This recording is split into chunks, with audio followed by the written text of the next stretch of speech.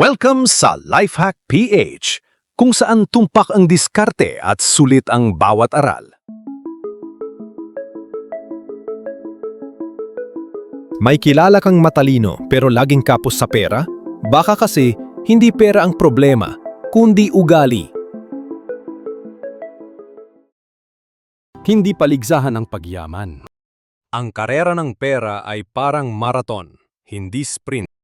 Huwag kang magpa-stress sa achievements ng iba. Lesson 1. Dahan-dahan, basta tuloy-tuloy.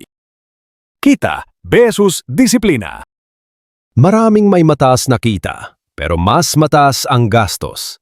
Hindi mo kailangan ng milyon agad. Ang kailangan mo, kontrol sa sarili. Lesson 2. Kita is equal yaman kung walang disiplina. Part 3. Sekreto ang pasensya. Compound interest is boring, pero ito ang gumagawa ng milyonaryo. Hindi bilis, kundi konsistensya at pasensya. Lesson 3. Pasensya ang power. Part 4. Expect the unexpected. Hindi mo kontrolado ang mundo, pero pwede kang maging handa. Isang emergency pwedeng ubusin lahat. Lesson 4. Magplano, kahit walang problema.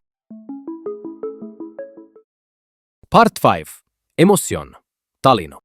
Walang kwentang talino kung emosyon mo ang nagdedesisyon. Hindi IQ ang basihan sa yaman, kundi EQ. Lesson 5 ang pera, kalaban ang emosyon. Hindi lang pera ang tinuturo, kundi tamang pag-iisip para humawak ng yaman habang buo ang sarili. Ikaw, anong klaseng mindset meron ka ngayon? Comment mo sa baba. At kung gusto mong umasenso, follow mo to. Araw-araw tayong matututo.